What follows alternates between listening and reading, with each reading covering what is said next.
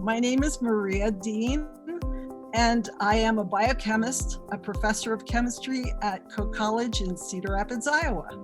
That is so cool. I was like, when I saw all your great information come in, I was like, oh my God, she's so cool. I was like, I love it. Well, tell us about your story, your background, where you came from, and how you've gotten to where you are today. Okay.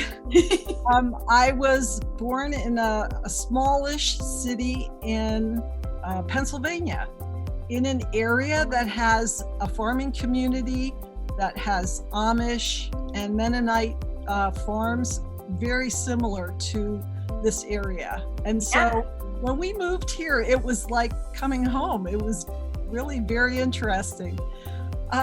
As I grew up, I found that I had a lot of interest in what my mother used in the kitchen for cooking. I was a kitchen chemist from the time I was very young. And unfortunately for her, I did some experiments on her cooking equipment, and I used household chemicals, and I did all kinds of things. So God bless my mom for being such a patient person with me. When I was old enough, in my grade school, they started a system of yearly science fairs, and I loved that. And I went to the library and I looked things up and I tried different things. And so by the time I got to high school, I was pretty sure that science was what I wanted to do. And in fact, I was able to take my projects to the International Science Fair when I was in high school, and I earned a college scholarship from that, which was lots of fun. So I went to my first year of college, and lo and behold, the chemistry professor of all people asked to speak to me probably after the first week of class. And he said, it's very nice to meet you. I'm happy that you're in my class, but I want to talk to you about your scholarship. And I said, yes, I'm very happy I have the scholarship because my family couldn't afford to send me to college. And he said, well, I want you to consider this. He said, you're going to get married, you're going to have kids, and you're not going to do anything with a degree. He said, you really should consider giving up your scholarship to some deserving young man that's going to have to support a family. What? And I have to tell you, Chelsea, that it was like an arrow in my heart. It still feels that way. Yeah. Here was a person who was advanced in years, and he was a professor, and I was always taught to respect my elders, but it floored me. It floored me a lot. And I did end up giving up my scholarship at the end of my first year. Thankfully, I did meet a husband who was very supportive. We did get married, I had kids, but then I went back to school. And when I went back to school, this time the scholarship that I had was merit-based and wasn't anything anyone could take away from me. And so I did finish my undergraduate education at the University of Colorado. And then I went on for a PhD at the University of Nebraska in chemistry, and I specialized in biochemistry. And one of the very long conversations that I had with one of my friends in graduate school was, how can I give back to the community? We talked about that. And we talked about, do what you love. That's always, it's always good advice. Do what you love. It's never work if you do that. And so we talked about, well, how in the world could we possibly share our love of science? I did some investigating, and it turns out that there were two women who had the same idea. They're mathematicians in California, and they started a program called Expanding Your Horizons. And so I got involved with that, and I got involved with Expanding Your Horizons while I was still a graduate student at the University of Nebraska in Lincoln. And it was so successful. It expanded. I had offshoots in other communities, and it was very popular. There were lots of girls that were interested in finding out about science and technology and math. And so when I applied for the position at Coe College and I came here, I was surprised that there was only one kind of activity like that, and that was at Ames.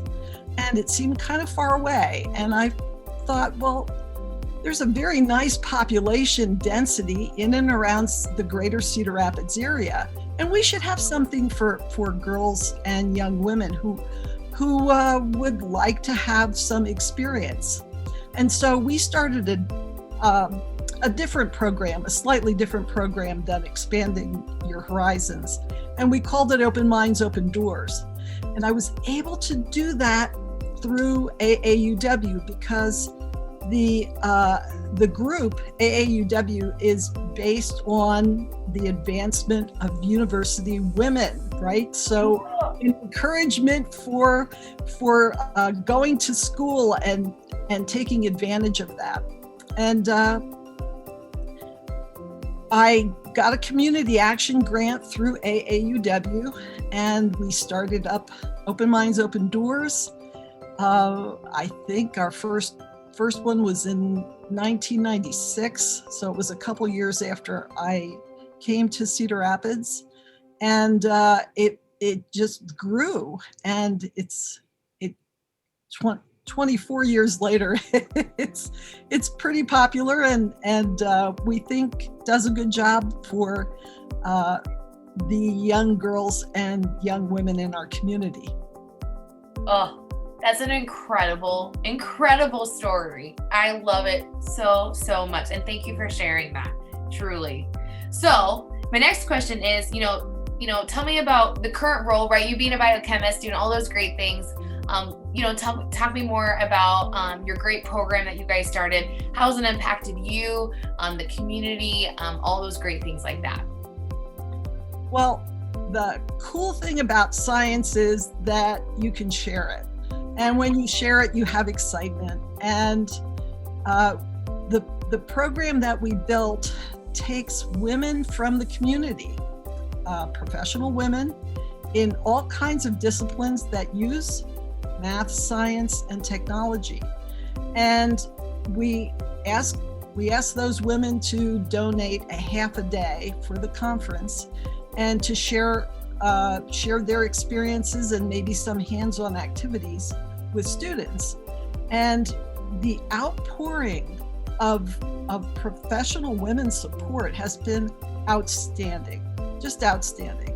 And so it's not just in science that we get to share our fun and to share what we do, but you get to do it in every kind of discipline. And Chelsea, one of the things that was really encouraged when I was growing up, both of my grandmothers came from another country, right? They're immigrants. They actually came through Ellis Island. And both of them told me how important it was that I go to school, that I get an education, that I could be the best person that I could be. And this just makes me excited and happy to be able to share that kind of attitude with girls. Mm-hmm. And I'm not leaving boys out. I've done lots of community outreach at schools, at elementary schools, and for chemistry demonstrations. And when we had the science station before the flood, mm-hmm. we had lots of programs for families. So it's not, but for me, being when I was a young girl, there were no female scientists that I could just go to visit. Mm-hmm. I did go to universities and colleges to visit with my school classes. We had school visits. They were always male scientists. It didn't bother me then, but thinking back, how wonderful would it have been for me to have a female scientist to go and speak with? Yeah. So that was my motivation, and I'm so happy that the program is embedded in the community. Susie Green from Grantwood AEA has taken over the contacting schools and getting them involved, and really has picked up the program. AAUW still provides the volunteers for the half-day conference, and Coe College still provides all the facilities and the support that for which the program couldn't happen if we didn't have that. So the three-pronged support is very, very important. Definitely. That is so cool that you get to do that and connect with these young women, people that want to learn more just about science and what you guys do on a daily basis, which is so neat, because to your point, when you're going through school, you get to learn all the things, but you don't get to see it on hand and actually see someone do it in person. So it's incredible to hear. So this is kind of my fun round. So we call this our speed round. So just kind of fun facts about you, all those great things like that. So my first question is, who is your favorite author or your favorite book that you've read lately, past, or your favorite movie? Any one of those. Oh my goodness. Well, I am a reader, and I hope that I can encourage people to do that, because you can travel so many places by having a book. Mm-hmm. One of my recent favorites has been Maya Angelou and her many works. But I have to tell you that an old favorite of mine, I started reading him when I was in high school, was Kurt Vonnegut, and he has a connection to the University of Iowa and their writing program. And he's not current anymore, but every once in a while, some of his writings still get published, and I really like he has a very odd way of looking at the world, and it's kind of fun. Yeah. And then I do have one book that really made a difference for me, and that was Conversations with God. And it really made me think about myself and life, and that's one overarching book that really had an effect for me. That's awesome. I'm a big reader with you. And so I always tell my daughter, I have a 2-year-old daughter, and I was like, it's the best part of just like getting out of your brain and going wherever you go and painting that picture in your head. So I love that. So thank you. A best advice you have ever received? Came from both of my grandmothers, to make sure I took advantage of my education and the opportunities that I had, because they didn't have that. It was a struggle for both of them to learn to write and to read, and they used to ask me for help when I was young, and they constantly told me how lucky I was to be able to go to school. I didn't understand until I was much older. But taking advantage of my educational opportunities has been the key for my success, and I would encourage others to take advantage of their education. And there's one more thing. You hear it all the time. Oh, you can do anything. Well, you can if you're willing to pay the price, and the price may be hard work. It may be your time, it may be incredible effort, but there's no free ride. You have to put in the time, and you have to put in the work. Even the people you think look like they can just do anything on a whim, there's a lot of time and effort behind that. And so I would recommend that people take that to heart. Yes, definitely. Live and breathe that every day. Who is your hero, or who inspires you on a daily basis? I have two. I love it. I grew up with reading about Marie Curie, of course, female scientist and Nobel Prize winner. And then when I got older, when I got into college, I learned about Linus Pauling. And the two of them, although they seem on the surface to be quite different, they have two motivating factors again that I think are worth hero status. They both got 2 Nobel Prizes. Let's see, Marie Curie got one with her husband and then one by herself in physics and in chemistry. And Linus Pauling, the first one he got was for his work on the chemical bond. The second one was the Nobel Peace Prize.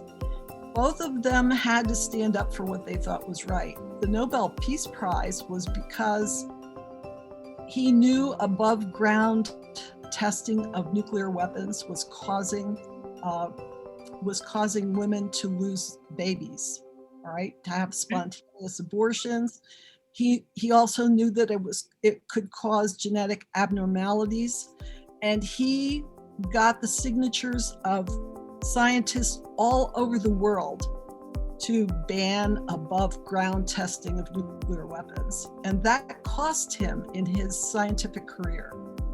Now for Marie Curie, it was slightly different. She was one woman among men.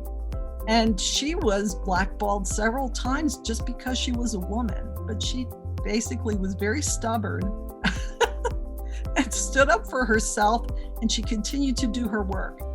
And so for both of them, and for those reasons, they are my heroes. That's awesome. That's so cool to hear. What is your favorite place to eat or shop local? Well, or a few. Some things have closed. I know.